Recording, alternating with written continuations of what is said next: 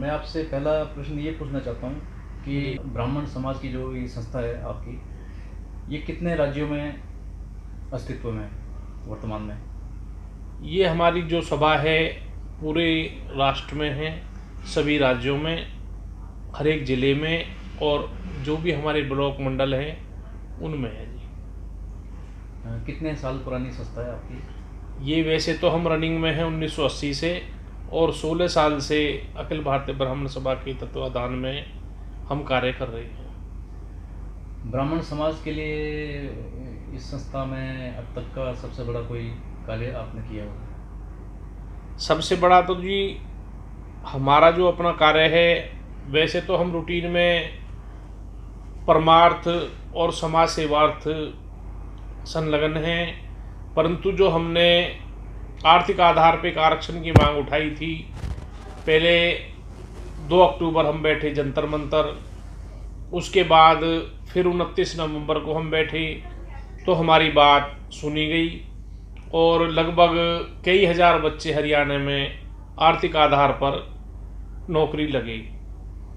उसके बाद हमारी मांग राष्ट्रीय लेवल पर उठी तो माननीय प्रधानमंत्री जी से हमारी मुलाकात हुई और जो हमारी मांग थी 2 लाख से बढ़ा के 8 लाख रुपए आर्थिक पैकेज जो है उसको वो किया जाए और 15% आर्थिक आधार पे आरक्षण हमें दिया जाए।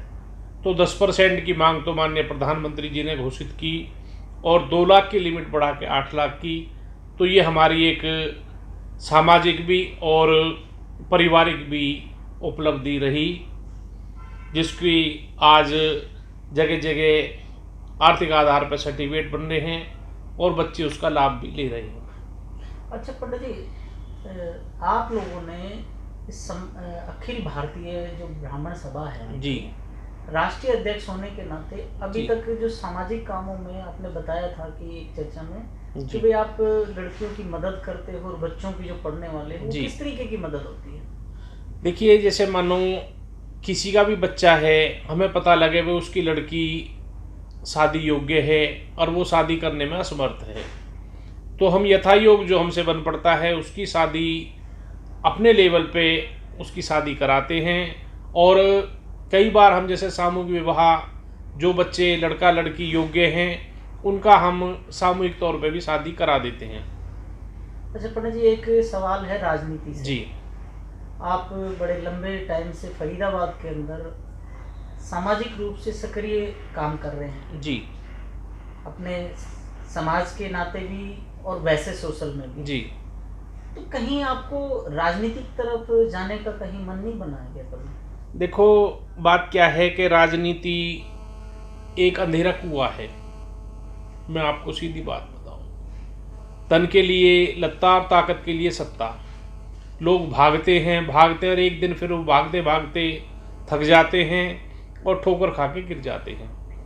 आज मैं हर एक कार्यक्रम में और किसी भी पार्टी के मंच पर सीधा जाता हूँ सह सम्मान से, या मैं किसी भी व्यक्ति को अपने पास बुलाता हूँ सह सम्मान से। तो पार्टी में बंधने के बाद में तो उस पार्टी का फिर एक का ही नुमाइंदा होके मैं रह जाऊँगा और बाकी भविष्य देखो परमात्मा के हाथ में है, आगे क्या होता है वो फिर देखी जाएगी। अच्छा, शहर से एक सामाजिक होने के नाते मैं जी। सवाल करना चाह रहा हूँ जी। कि आप इस शहर में जैसे विकास को लेके हम कई बार बात करते हैं, आप भी इन सड़कों पे चलते हैं, जी। हम भी यहाँ रहते हैं जी। तो यहाँ के विकास को किस तरीके से देखते हैं आप? देखो, विकास की जहाँ तक बात है, ये हमारा सौभाग्य है कि मंत्री भारत सरकार भी हमारा है और पिछली योजना भी और अब की भी कैबिनेट मंत्री हरियाणा सरकार भी हमारे हैं। परंतु एक मन में टीस तब होती है कि लोग ठोकर खा के गिरते हैं। अब कई बार प्रदूषण के मामले में शहर जीरो रहता है और अभी कई एक्सीडेंट भी हार्डवेयर पे भी, मथुरा रोड पे भी, इन जो सड़क में खड्डे हैं उनकी वजह से हुई।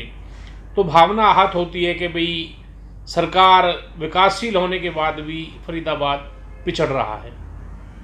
अच्छा, एक और सवाल जी। शहर से ही लेते हैं जी। कि फरीदाबाद की स्वास्थ्य व्यवस्थाओं को आप कैसे, कई बार आप सरकारी हॉस्पिटल में भी जाते हो, मरीजों जी। को फल भी वितरित करते हो, जी। तो वहाँ की व्यवस्था को लेकर क्या कहना चाहेंगे आप? देखिए, सरकार की जहाँ तक बात है, माननीय स्वास्थ्य मंत्री अनिल विज जी बहुत सजग हैं, पर फिर भी कहीं ना कहीं ढिलाई स्वास्थ्य सेवा में है। अब पीछे लॉकडाउन में ही सरकार के भाई हम ये सामग्री वितरण कर रहे हैं, हम ये मदद कर रहे हैं, लेकिन हमने अपनी सभा की ओर से और सभी सामाजिक संस्थाओं ने तन मन धन से लॉकडाउन में सहयोग किया, जो कि सरकार की भागीदारी होते हुए भी लोगों को परेशानी का सामना करना पड़ा। पंडित जी, आपका बहुत बहुत धन्यवाद। खबरों की विस्तार से जानकारी के लिए सब्सक्राइब करें हमारा चैनल और क्लिक करें बेल आइकन पर, ताकि कोई भी खबर आपसे अछूती ना रह सके।